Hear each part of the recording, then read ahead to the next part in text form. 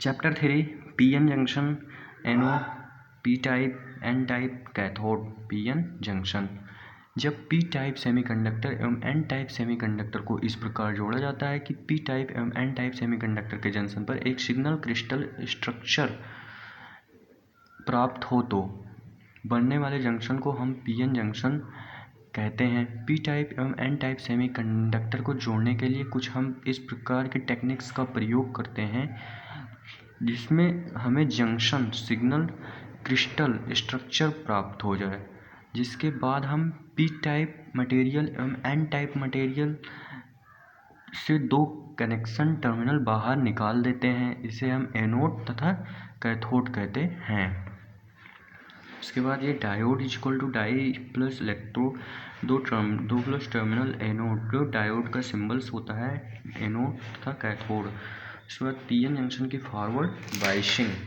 PN junction की forward biasing में हम देखते हैं जब डायोड का एनोड सोर्स के पॉजिटिव टर्मिनल तथा डायोड का कैथोड सोर्स के निगेटिव टर्मिनल से इस प्रकार जुड़ा होता है तो डायोड को फॉरवर्ड बायस कहते हैं इसको। ठीक, ये पॉजिटिव टर्मिनल, ये पॉजिटिव टर्मिनल, ये निगेटिव टर्मिनल। एनोड जो है पॉजिटिव टर्मिनल की ओर, कैथोड जो है निगेटिव टर्मिनल की ओर जुड़ा रहता है। Electron flow, this is the electron flow, this is the voltage source, this is the P region, N region, depletion region. उसके बाद फिर PN junction, PN junction reverse biasing. PN junction reverse biasing में हम देखते हैं जब diode का anode source के निगेटिव टर्मिनल तथा डायोड का कैथोड जो है सोर्स के पॉजिटिव टर्मिनल से जुड़ा होता है तो डायोड को रिवर्स बायसिंग कहते हैं। ये वोल्टेज सोर्स पीएन जंक्शन। उसके बाद फिर हमारा ब्रेकडाउन वोल्टेज। ब्रेकडाउन वोल्टेज जो होता है रिवर्स की वह कम से कम वैल्यू होती है जिस पर पीएन जंक्शन का ब्रेकडाउन हो जाता है एवं रिवर्स करंट तेजी से बढ़ती है, ब्रेकडाउन वोल्टेज कहलाता है। ब्रेकडाउन वोल्टेज दो प्रकार का होता है, एवलांची ब्रेकडाउन, जीनर ब्रेकडाउन।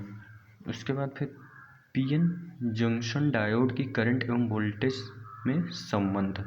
आईडी जो होता है, आईडी इक्वल टू जो होता है आई नॉट ई का power V D upon eta V T minus 1, V T equal to K T upon Q. यहाँ पे आईडी जो होता है डायोड करंट एम्पियर में होता है, वी टी जो होता है डायोड वोल्टेज वोल्ट्स में होता है, आई नॉट जो होता है रिवर्स सेचुरेशन करंट एम्पियर में होता है, ईटा जो होता है आइडियलिस्टिक फैक्टर होता है। ये ईटा जो होता है जर्मेनियम के लिए 1 यूज़ किया जाता है, सिलिकॉन के लिए 2 यूज़ किया जाता है। वी टी जो होता है थर्मल वोल्टेज होता है, we T equal to K T upon Q. के जो होता है बोल्ट्जमैन कांस्टेंट, के की वैल्यू होती है 1.38 इंटू 10⁻⁻23 जूल पर कूलम। उसके बाद टी जो होता है एब्सोल्यूट टेम्परेचर होता है, क्यू इलेक्ट्रॉन चार्ज होता है, इसकी वैल्यू 1.6 इंटू 10⁻⁻19 कूलम होती है। उसके बाद हम एक क्वेश्चन लेते हैं। क्वेश्चन हमारा है ये, सामान्य ताप पर एक सिलिकॉन डायोड की leakage current value 0.25 mu A micro ampere है। यदि इसे डायोड में 10 milli ampere current flow forward bias में फ्लो हो रही है तो डायोड के अक्रॉस वोल्टेज ज्ञात कीजिए। तो इसमें हम टेम्परेचर को पहले केल्विन में कन्वर्ट करते हैं, 27 degree Celsius plus 273 to 300 kelvin. I naught होता है 0.25 mu A, I D 10 milli ampere ये गिवन है। ईटा जो है सिलिकॉन के लिए हम 2 यूज़ करेंगे।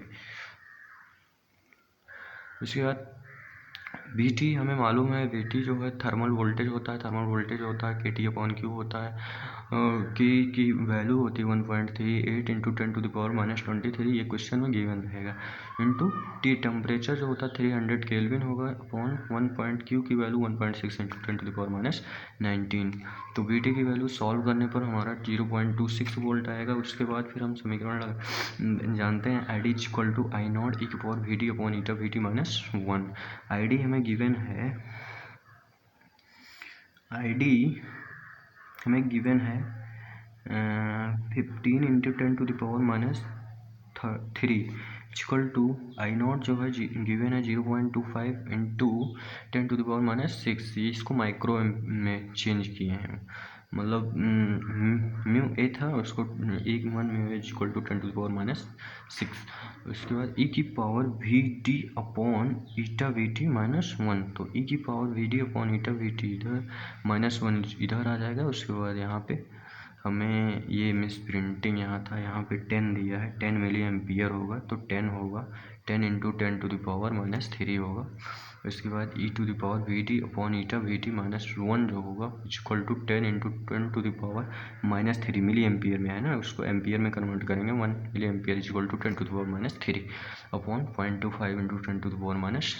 उसके बाद सॉल्व करेंगे, 60 इंटू 10⁻³ आ जाएगा। E to the power V D upon eta V T को हम सॉल्व करेंगे 400 आ जाएगा। उसके बाद हमारा आएगा V D upon eta V T जो है वो ई को उधर भेजेंगे तो लॉग में कन्वर्ट हो जाएगा, लॉग 4000 to 1 हो जाएगा। तो वी डी को क्रॉस मल्टीप्लाई करेंगे तो V D is equal to हो जाएगा eta into V T into log e की पावर इतना, ठीक। उसके बाद ईटा की वैल्यू हम रख देंगे, सिलिकॉन के लिए 2 होता है। उसके बाद वी टी की value 0.026 volt into 10.6 V D निकल आएगा वोल्टेज। उसके बाद फिर हम ये देखेंगे ब्रेकडाउन वोल्टेज। ब्रेकडाउन वोल्टेज हमारा होगा, एक मिनट, ब्रेकडाउन वोल्टेज होता है, नहीं हो गया, ब्रेकडाउन वोल्टेज हो गया। उसके बाद PN junction diode, PN junction diode जो होता है, पीएन जंक्शन डायोड इलेक्ट्रिसिटी को एक दिशा को फ्लो करने देता है जबकि दूसरी दिशा में फ्लो नहीं करने देता। अर्थात डायोड फॉरवर्ड बायस में कंडक्ट करेगा जबकि रिवर्स बायस में कंडक्ट नहीं करता है। जैसा कि हम जानते हैं कि पी डोपिंग वाला सेमीकंडक्टर एवं एन डोपिंग वाला सेमीकंडक्टिव होता है, जबकि इनके द्वारा बना जंक्शन कंडक्टिव नहीं होता क्योंकि जंक्शन में चार्ज कैरियर इलेक्ट्रॉन एवं होल्स में रिलेशंस प्रोसेस द्वारा एक दूसरे को समाप्त कर देते हैं। उसके बाद हम आएंगे स्टैटिक रेजिस्टेंस जो होता है, जब डायोड से स्टडी डीसी करंट फ्लो करती है तो उसके रेजिस्टेंस को स्टैटिक रेजिस्टेंस कहते हैं। डायोड के स्टैटिक रेजिस्टेंस को हम डायोड एवं अप्लाई वोल्टेज वीडी एवं डायोड में फ्लो होने वाली करंट आईडी के रेशियो को द्वारा प्रदर्शित किया जाता है। और D equal to VD upon ID, VD upon ID की रेशियो को द्वारा प्रदर्शित किया जाता है। सो डायनेमिक रेजिस्टेंस होगा जब किसी डायोड में करंट की वैल्यू अपनी एवरेज वैल्यू से परिवर्तित होती है, तब डायोड के वोल्टेज में सूक्ष्म परिवर्तन स्मॉल चेंजेस होता है जिसे हम डेल्टा वी कहते हैं, तथा करंट में सूक्ष्म परिवर्तन स्मॉल चेंजेस जिसे हम डेल्टा आई कहते हैं। इसके अनुपात को हम डायनेमिक रेजिस्टेंस कहते हैं, इसे रेजिस्टेंस भी कहते हैं। और डी इक्वल टू जो होता है हमारा डेल्टा वी अपॉन डेल्टा आई होगा, जहाँ डेल्टा वी जो होगा वी डी जो होगा VD2 माइनस VD1। उसके बाद फिर हमारा आ जाएगा क्वेश्चन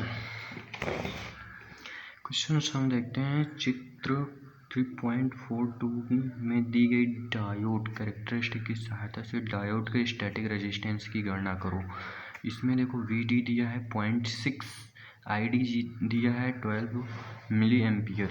तो और DC हमें मालूम है VD अपॉन ID, तो VD 0.7 volt upon 12 milli ampere को 10⁻³ एम्पियर से रिप्लेस कर देंगे। उसके बाद सॉल्व कर देंगे, RDCF में आ जाएगा 58.3।